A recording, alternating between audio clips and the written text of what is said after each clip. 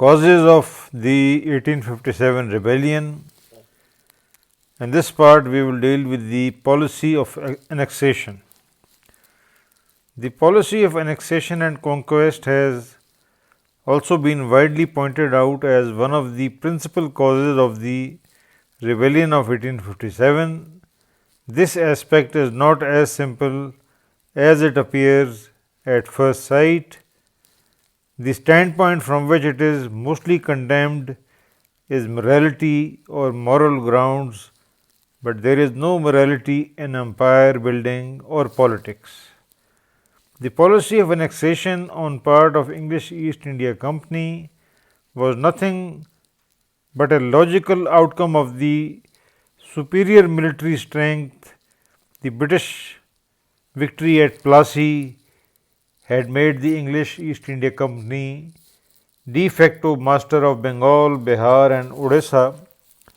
The abolition of the Nawabi in Bengal made them the de jure master also in 1765 or in 1773, technically speaking. By 1764, after having won at Buxar, from the political and military point of view, the English East India Company was the master of North India, at least as far as all territory of the Awadh state extended. The East India Company could have annexed Awadh in 1765, but they did not do so in 1765 because they assessed that it was practically not possible for them to manage this vast territory, but they started the process of annexation in 1775 when the Nawab of Awadh agreed to cede to the company territories comprising Banaras, Jaunpur, Mirzapur, etc., held by Chet Singh as subsidiary of the Nawab. This process was once again exercised when the East India Company's Viceroy Lord Wellesley forced the Nawab to cede half of his remaining territory to the company in 1801. This led to extension of East India Company authority to half of northern India as far as eastern boundary of Aligarh district and all territory east of Ganges river. As a matter of fact, Lord Wellesley was planning to annex whole of Awadh state in September 1801, when for this purpose he had sent his brother Henry Wellesley to the state's capital at Lucknow. However, long negotiations followed in which the Viceroy's brother agreed to cession of only half the territory to the East India Company dominions. This annexation rendered Awadh politically, geographically and militarily little more than a petty vassal of the East India Company. The probable reason why the Viceroy's brother agreed to only half the territory appears to have been partly a fear that complete annexation may be perceived as politically inexpedient, being a violation of 1798 treaty between Sir John Shore and Awadh. The East India Company had guaranteed in this treaty that it would protect Awadh in perpetuity. There are two aspects of this annexation. From the strict legal point, it can be criticized as unjust. However, from the political, military or economic point of view, it strengthened the East India Company's position in northern India. It brought a vast increase in land revenue, since the land revenue was approximately 1 crore 35 lakh 23,474 rupees. Militarily, it rendered Awadh incapable of concluding an effective alliance with the Marathas or another power, since now Awadh was surrounded on three sides by the East India Company territory, whereas previously the East India Company territories were only on the eastern borders of Awadh. An interesting fact to be noted here is that the East India Company's acquisitions from Awadh in 1801 comprised almost half territory which had initially been assigned by the Mughal Emperor Shah Alam to the East India Company in 1765, that is, Kora and Allahabad areas. This also included Rohilkhand, which had been conquered by the Nawab of Awadh by employment of East India Company's Bengal Army Brigade, which the Nawab had hired in 1774. But this is not the appropriate place to go into any further details. Our aim is to debate the influence of the East India Company's policy of annexation as a subsequent cause of the outbreak of 1857 rebellion. We see that the East India Company annexed half of our state, whereas they were initially planning to annex the whole of it. It was the Viceroy Lord Wellesley's decision and was approved by the Board of Directors. Awadh's army also, as per this agreement, was to be reduced to less than 1/10 of its previous size. Viewed from the political and strategic expediency point of view, this treaty was a masterstroke. In the long term, it laid the foundations for the future war against the Marathas in the north and against Sikhs and Afghanistan subsequently. How should we view this action today? Keeping in view the origins of Awadh Nawab, we see that his ancestors were the governors of the Mughal emperors in Awadh. Subsequently, when they assessed that the Mughal empire had become weak, they usurped power and became for all purposes independent rulers. Militarily, they were convincingly defeated by the British East India Company at Buxar in 1764.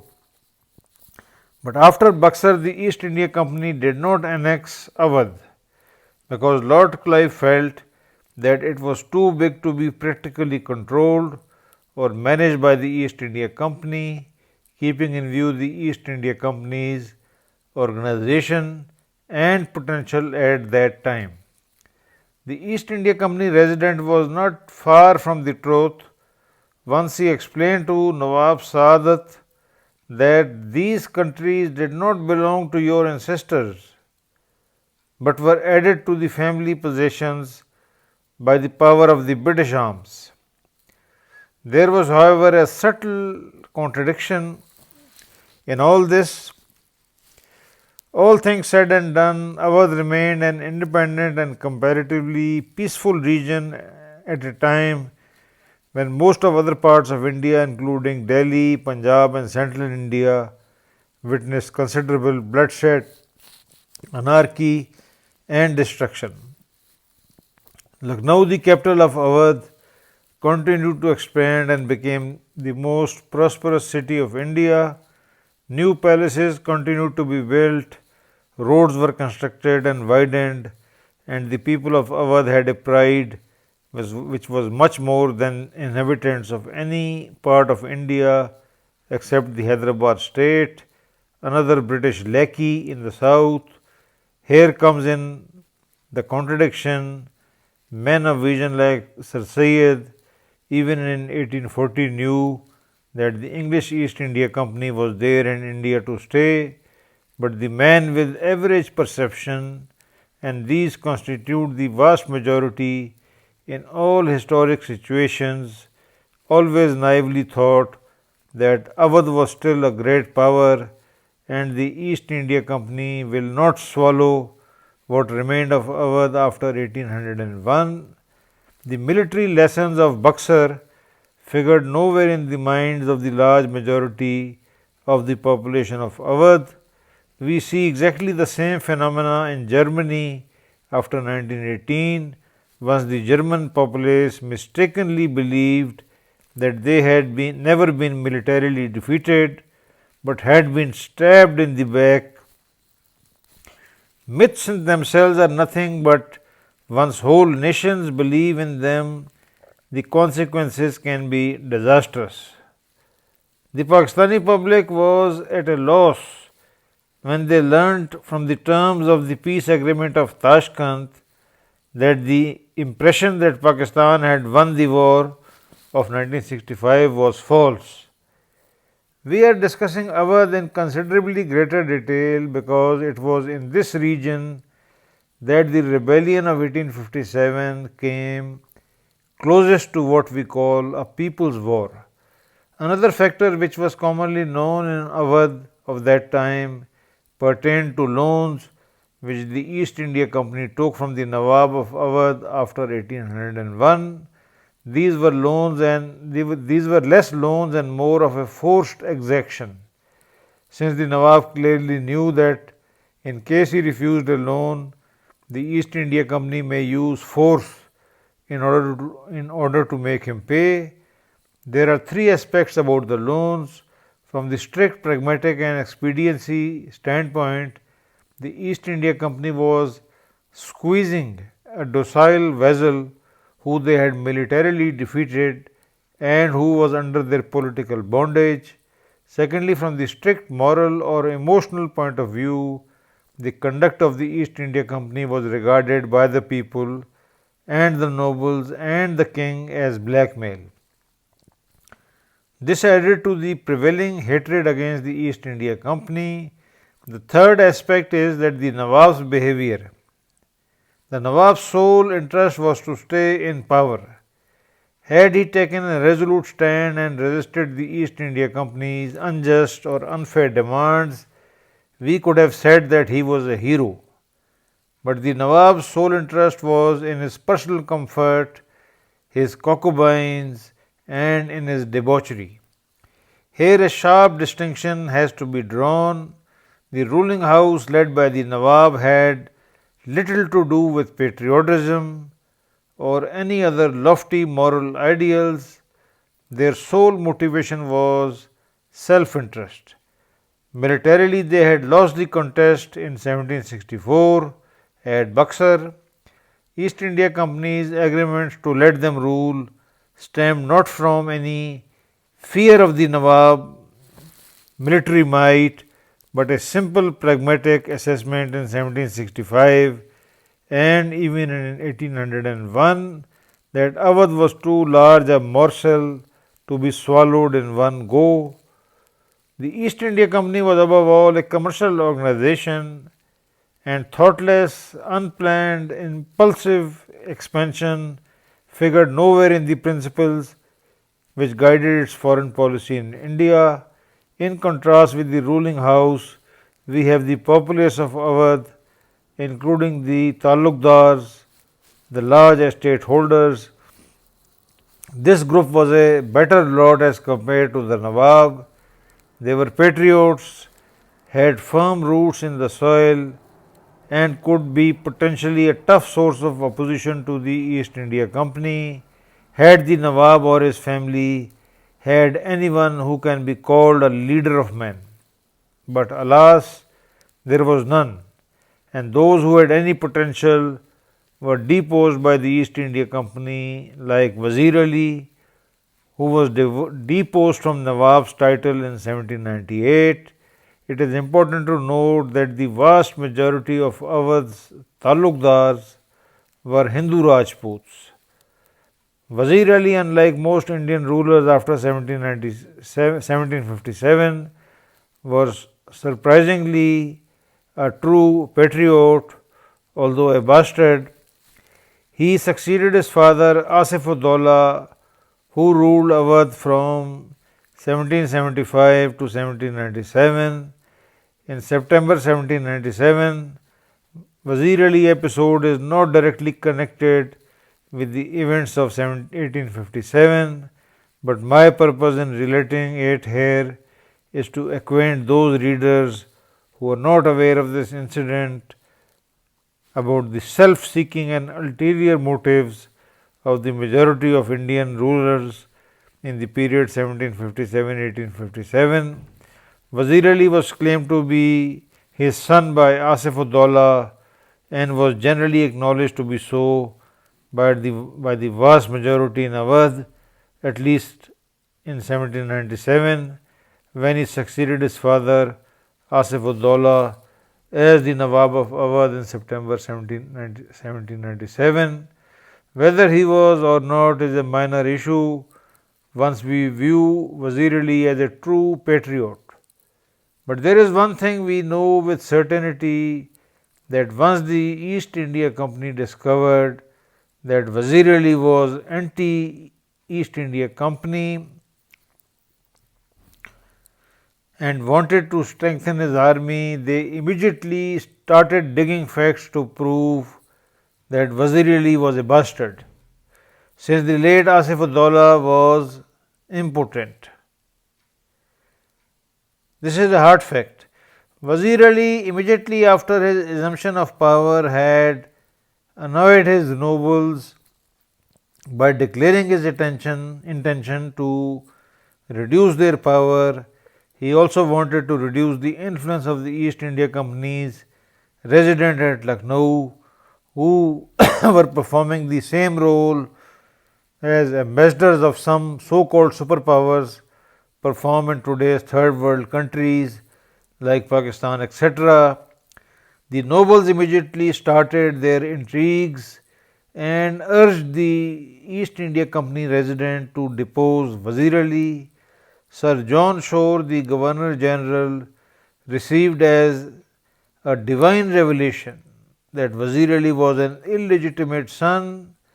East India Company lackey Saadat Ali Khan, who was half brother of Wazir Ali's father, had been fed on the crumbs thrown by the East India Company for some 20 years in form of a pension, also played an instrumental role. Saadat Ali Khan had attempted to overthrow his half brother Asif ud-Dawla in 1776, and once his attempted coup failed, he sought asylum in the company's territory. The company gave him asylum and assigned him a handsome pension. Saadat Ali Khan intrigued with the East India Company in late 1797 and a bargain was struck. Initially, the East India Company demanded cession of more territory in return for placing Saadat Ali Khan as Nawab. Subsequently, this was changed to financial exactions and handing over of the impregnable and strategic Allahabad fort to the British Company. Saadat Ali's elevation to the rulership of Awadh was the result of acceptance of a humiliating treaty consisting of 23 articles, which further weakened Awadh. The company was now solely in charge of the external defense of Awadh. The annual subsidy which Awadh had to pay was increased to 76 lakh rupees. The Awadh army for internal security was now not to exceed 35,000 men. Awadh could no longer have any contact with any other foreign country and was barred from allowing any European to either serve in its army or even settle in Awadh without the British Company's permission. Thus, we see Saadat Ali, a pensioner of East India Company residing at Banaras, being informed about his elevation to the Nawabi of Awadh. Saadat Ali travels to Kanpur and from there is escorted to Lucknow by British East India Company's troops and is proclaimed Nawab on 21st January 1798. But this is not the end. It is the same Saadat Ali who again yields to East India Company half more of Awadh in 1801. Wazir Ali was exiled to Banaras, from where Saadat Ali came to assume Nawabship. The East India Company, however, was not happy to allow Wazir Ali to stay as close to Awadh's border. They therefore resolved in end of 1798 to transfer him to Calcutta. Wazir Ali resisted this attempt, and in this connection he was visited by the British resident, a certain Mr. Cherry, On 14 January 1799, Mr. Cherry reportedly raised his voice during the course of discussion, upon which Wazir Ali lost his temper and struck Mr. Cherry with his sword. This was a signal for Wazir Ali's armed retainers to attack, which they did, killing the resident Mr. Cherry and 4 other Englishmen. The 5th Englishman in that room managed to escape. Wazir Ali fled from the scene, raised an army of 6,000 but was defeated. He sought refuge with a Hindu Maratha chief who was honorable enough to hand over Wazir Ali to English East India Company only if the company spared his life. The company kept its promise. Unlike the modern Indo-Pak states, Wazir Ali was shifted to Calcutta from Banaras in 1800 and died a natural death in March 1817. The English company was far more honorable than some third world armies of the post 1947 who first swore their word on the Holy Quran to do the same as in Wazir Ali's case and later handed some insurgents to the East India Company. The Wazir Ali affair was used by the new East India Company Viceroy Lord Wellesley to pressurize Saadat Ali to disband his army and to replace it by a pure East India Company force.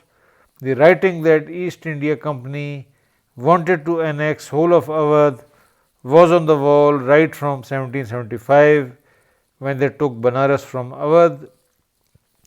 It became clear in 1797 during the Wazir Ali affair that by 1801 it was crystal clear. The Awadh Nawabs made the East India Company designs easier by gross mismanagement and debauchery. From 1798 to 1856, the guiding principle of Awadh Nawabs was to somehow stay in power, however much Awadh is reduced in sovereignty or territory or in financial terms. The East India Company did not end the matter of exactions in 1801. In 1814, they again interfered with the succession to Nawabship on Saadat Ali Khan's death and placed the candidate of their choice, Ghaziuddin Haider, on the throne. The price of this succession was forced loans to the East India Company by Awadh on extremely low interest rates.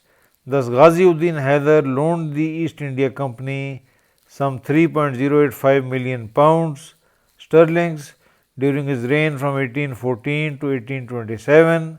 Famous among these was a loan which East India Company pressurized him into giving once they attacked Nepal in 1816. Ghaziuddin was also influenced by the East India Company Viceroy Lord Hastings into theoretically setting aside his political subservience to the Mughal Emperor at Delhi. Practically, the Mughal Emperor was also an East India Company pensioner from 1803 once the East India Company had captured Delhi, but theoretically East India Company was the subject of the Mughal Emperor and the servant of Mughal Emperor. Here it is interesting to note that Tipu Sultan, who had declared himself king, repudiating the Mughals, and had acknowledged the Sultan of Ottoman Turkey as the Caliph of Islam. Similarly, Shivaji had declared himself a king, independent of the Mughal Empire in the second half of the 17th century. It is interesting to analyze East India Company's subsequent excuse in 1856 of citing mismanagement in the final annexation of Awadh. As a matter of fact, it was the policy of forced loans which destroyed the economy of Awadh. These loans were extorted from Awadh at 5% to 6% rate of interest, which at that time was considered very low, since from 1793 East India Company had been paying its shareholders 10.5% per annum. The first loan of £1.85 million was taken in 1814, the second of £1 million sterling in 1815, and third of £1 million sterling in 1825. The second loan which the British company took was never repaid, and instead a worthless part of Terai forest taken from Nepal in 1816 was given to Awadh.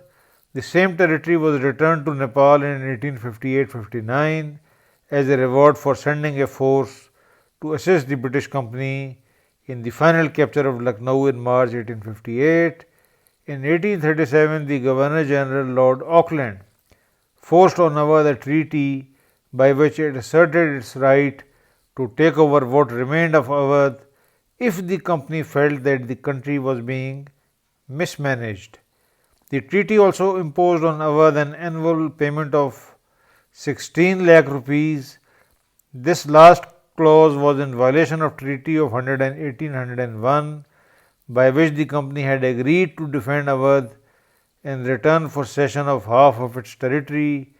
Even the board of directors of the British company viewed this treaty as unjust and unfair and declared it null and void. This shows the intellectual honesty of the board of directors of the British East India Company at that time, that they overturned their Governor General's decision. The Governor General, however, never informed the King of Awadh that the treaty was entirely annulled. He only informed him that he would not have to pay for his defense. King Muhammad Ali Shah 1837-42 continued to appease the East India Company. In around 1839, he granted the British Company a loan of 32,40,800 rupees at 4% interest. In 1842, he again loaned the British Company 14 lakh or £1,40,000 at 5% interest. These two loans were extorted to make up for the disastrous first Afghan war. It is significant to note that all interest which the East India Company paid back to Awadh was used for pensions and allowances of the Awadh royal family. So in advancing loans also, personal interest was the guiding motivation as far as the Awadh kings since 1819 were concerned. Muhammad Ali Shah's successor Amjad Ali Shah 1842-47 was also forced to grant the EIC, the East India Company, a loan of 32 lakh on his accession in 1842. In 1856, once the East India Company annexed Awadh, its outstanding loans which it had taken from Awadh stood at £3.5 million. The purpose of this considerable attention to East India Company conduct in Awadh may seem a little too detailed.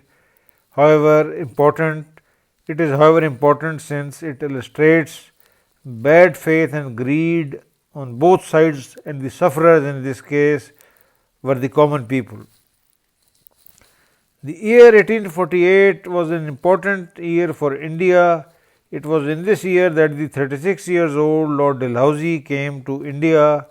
Dalhousie was a utilitarian and progressive man. He rightly viewed the princely states of India as an unnecessary anachronism.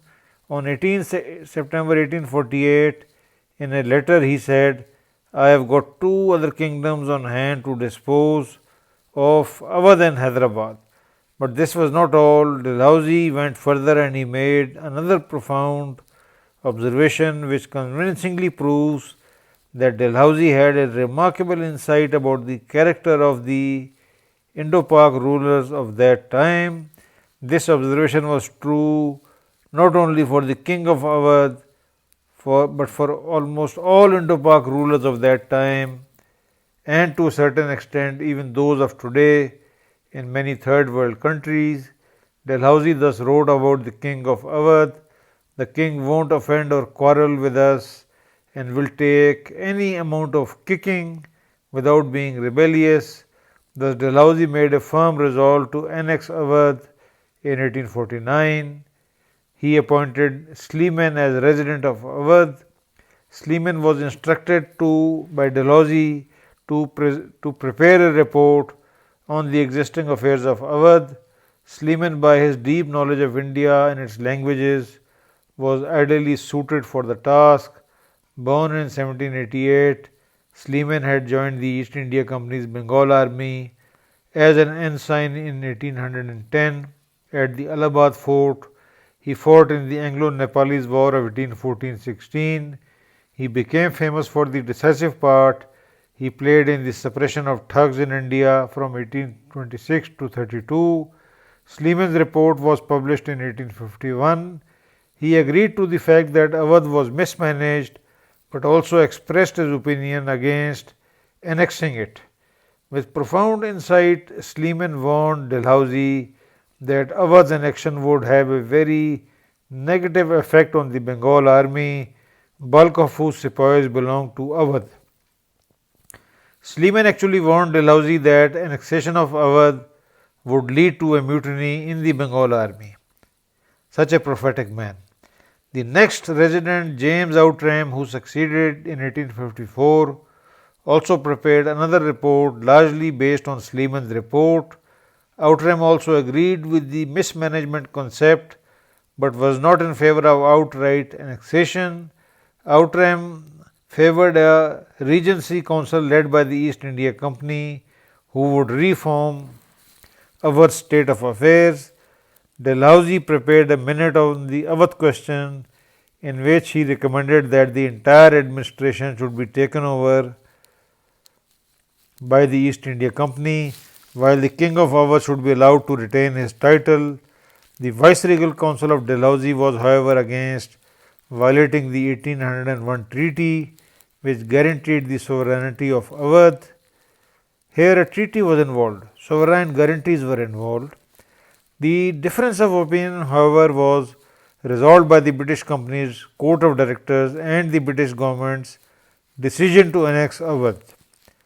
Wajid Ali Shah resisted the decision but was forced to abdicate, and Dalhousie issued a proclamation dated 13th February 1856, through the medium of which he declared an annexation of Awadh to the territories of the East India Company. The annexation of Awadh is generally agreed to be one of the principal causes of the mutiny. This was not true, as we shall see later that the rebellion began from Meerut and Awadh followed the lead given by the Meerut troopers only after 2 months. What was true was the fact that the rebellion lasted for a far longer time because bulk of the Bengal army was recruited from Hindu Rajput and Hindu Jat population of Awadh. This was why the struggle in Awadh did come closest to the modern conception of People's War in 1857. It did take the East India Company almost 1 year to recapture Awadh. The reason for this protracted affair was concentration of some 80% sepoy regiments in Awadh and the immense pride of the Rajput Talukdars. The foremost cause of resentment in the people of Awadh against the company was the extortionist policy from 1775 onwards. The East India Company, to a considerable extent, rightly accused the Awadh Nawabs and subsequently its kings of misgovernment and maladministration, but the populace of Awadh knew that this mismanagement or misgovernment was to a great extent a direct result of the unjust financial exactions of the East India Company, and yet the East India Company annexed the state in 1856. Inwardly or militarily, Awadh may have been a very weak, but culturally or symbolically, Lucknow of 1820s or 1830s had outshone Delhi. It was a modern city of palaces, spacious gardens, paved roads. The nobles and a large part of populace were prosperous and owed their prosperity to Awadh being an independent state. The king had an army and host of other officials numbering more than 1,60,000. On annexation, most of these were rendered jobless. Heavy tax was imposed on opium, which was a very frequently used drug.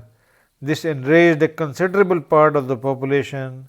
Land deeds and title of ownership were subjected to scrutiny, and zealous young civil servants of the British Company, in a bid to emancipate the peasants, annoyed the talukdars, jagirdars, or the big landlords. This phenomenon was paradoxical, since the British intention in this case was positive, but the landlord of that day had a much greater influence, and this the British agreed to accept at the cost of enlightenment of the people of subcontinent after 1857. Thus 1857 was a triumph of reaction, and the British agreed to collaborate with the feudals after 1857.